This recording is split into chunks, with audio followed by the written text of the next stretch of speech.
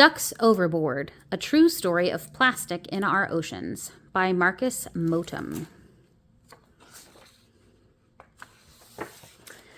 Hello.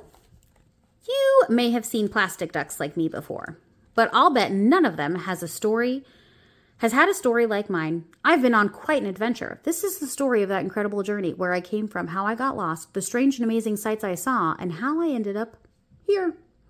Where is here? Well, first things first. My story began in 1992 in a factory in China. The factory molded plastic bath toys in the shape of frogs, ducks, turtles, and beavers. Thousands of us ducks were packed up in boxes. Our boxes were loaded into a container and carried away by a large truck. Our container, along with hundreds of others, was loaded onto a ship destined for the United States across 6,000 miles across the Pacific Ocean. From there, we would land in all sorts of shops and bathtubs. At least that was the plan. Far out at sea, that ship was caught in a fierce storm. A giant wave swept our container overboard, and it began to sink. In its fall from the ship, the container had been damaged. Through the cracks and holes, my friends and I escaped and bobbed to the surface. The ship continued its journey to the United States, leaving 28,000 plastic ducks stranded in the middle of the ocean. And it says here, hundreds of shipping containers are lost overboard every year. Cargo floating in the sea or washed up on shore is known as flotsam. Most flotsam is never recovered.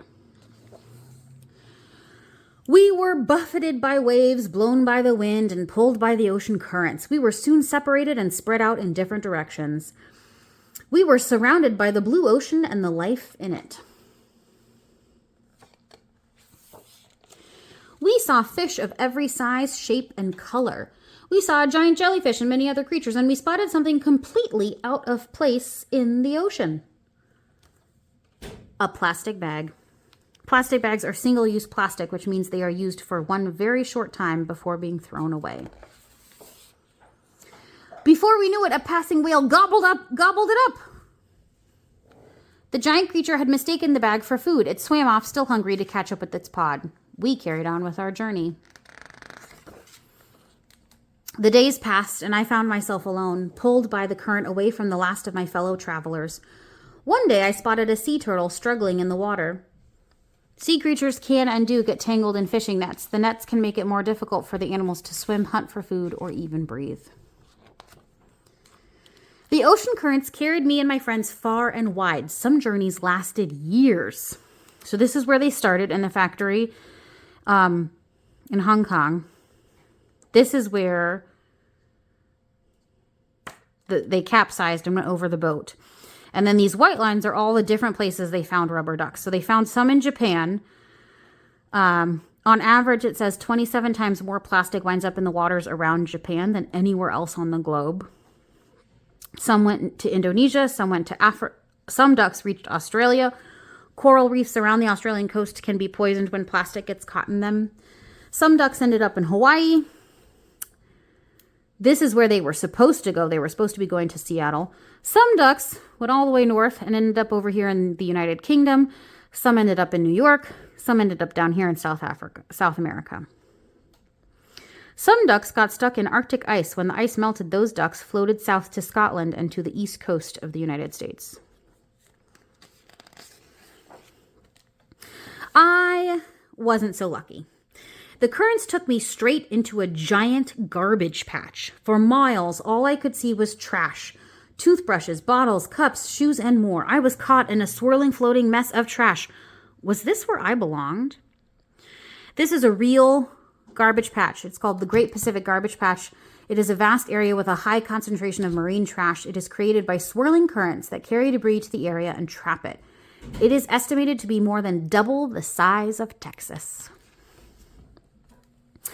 I thought I'd be stuck there forever, part of an island of unwanted, discarded, and forgotten things. Then one day, clouds darkened the sky, the wind kicked up, the water grew wild, a mighty storm freed me from the garbage patch.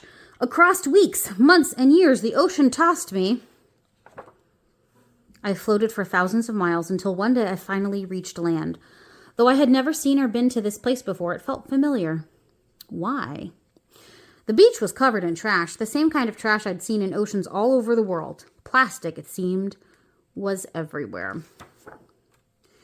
At least here, the trash was not being ignored. Up and down the beach, it was being collected and then sorted. Some of it would be recycled, while some would be cleaned, fixed, or restored to make useful again.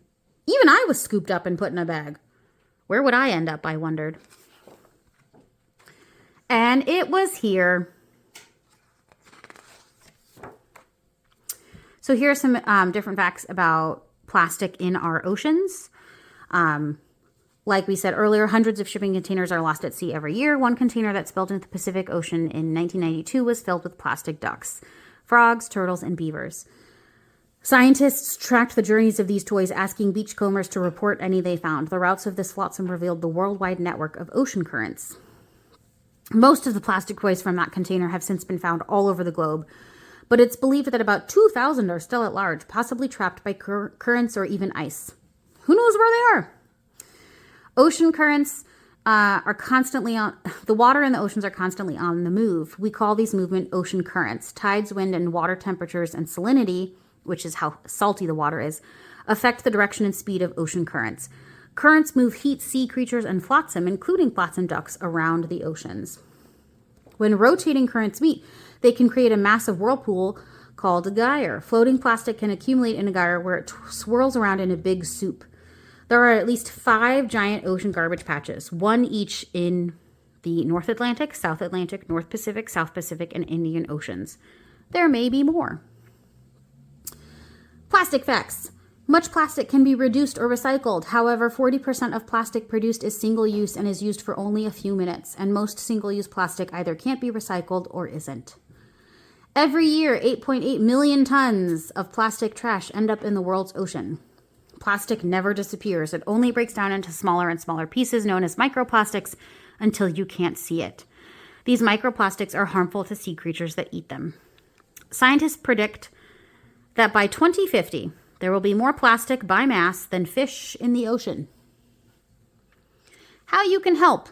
A beach cleanup is a great way to keep plastic and other trash from reaching our oceans. If you don't live near the sea, there are still ways you can help keep plastic out of the ocean. Always recycle what you can and put your garbage in trash receptacles. This helps keep plastic out of lakes and out of streams and rivers, which lead to the ocean.